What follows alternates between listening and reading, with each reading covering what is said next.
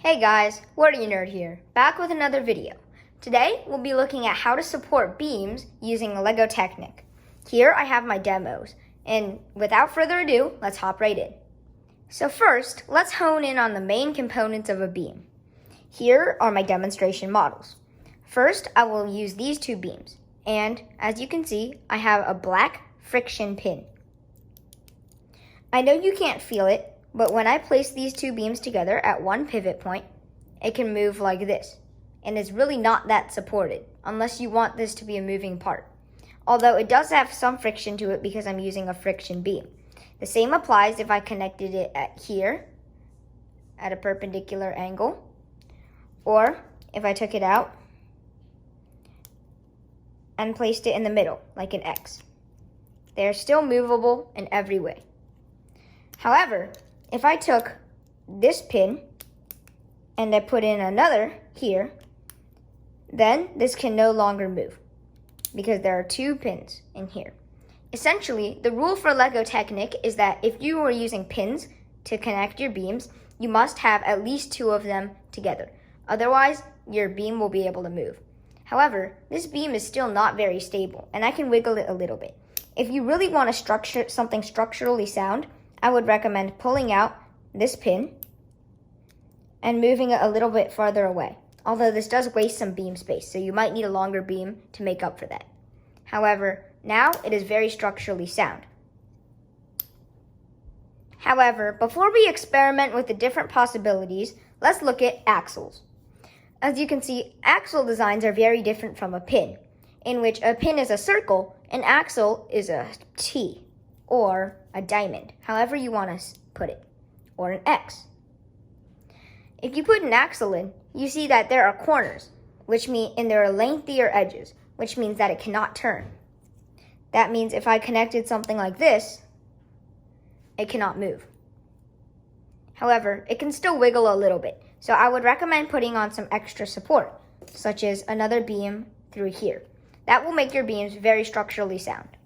If you really want something to not budge that much, multiple pins are a good idea. But if you want something to wiggle a little bit, or you really just need something easy, an axle is a great idea because it can still support a lot of weight without cracking. Although if you need something to support a lot of weight, like some more advanced mocks, then you might want to place in more beams. Before we look at examples of this and the strongest shapes to use for these beams, let's look at the different combinations. This is a frictionless pin. I know you can't feel it, but you can see even if I shake it like this, the frictionless beam will move.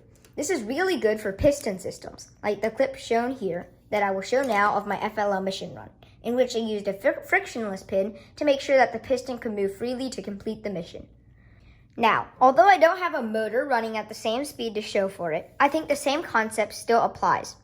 If I attach a beam here to the frictionless pin and a beam here to the friction pin, if I shake this, you can tell that it doesn't move. But if I shake the friction pin, you can tell that the beam on the other end is moving all over the place. This is really great for moving parts such as pistons, as shown in that clip.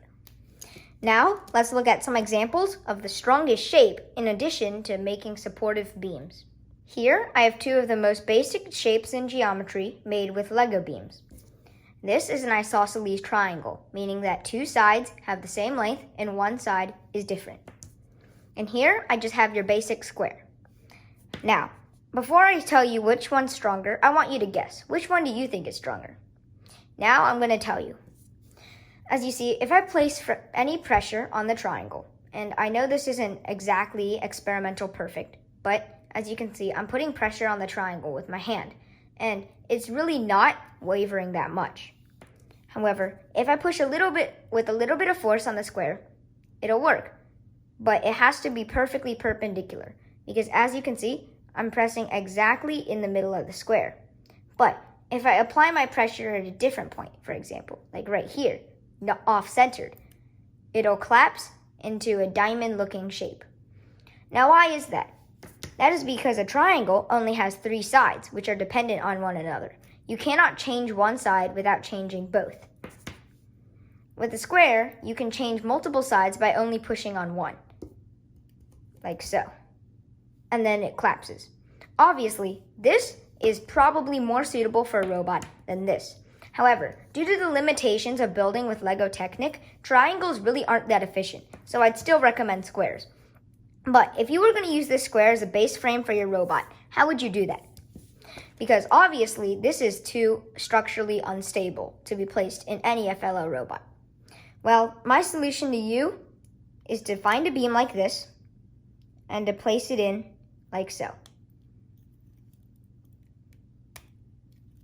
Now, I understand that this isn't exactly perfect. It's not across the diagonal, which would make it most efficient, and it kind of bends the square just a tad bit, which can be a problem for robots. However, the concept still applies.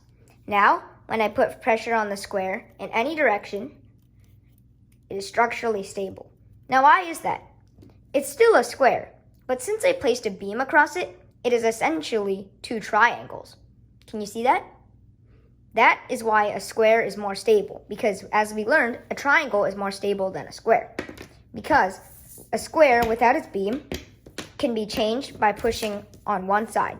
But with a triangle, you cannot change the measurement without changing the angles of another side, or changing the other two sides, which is impossible, which is why the triangle is stronger than the square. However, in a robot, I would recommend using the square. So in any mainframe, if you need to support this, or you have a beginner student who wants to use a mainframe, which is a great base, which I totally recommend, then you can tell them to strengthen their square like this. Now, no matter how I press on it, no matter where I press on it, it will be structurally sound. Thank you for watching this week's video, and I really hope you enjoyed. If you did, make sure you smash that like button and hit the bell to never miss another video, along with subscribing. Also, be sure to check out my website, where I might put some instructions and know-how tips for FLL robots. I'll see you next time, and this was the Wordy Nerd 48 channel.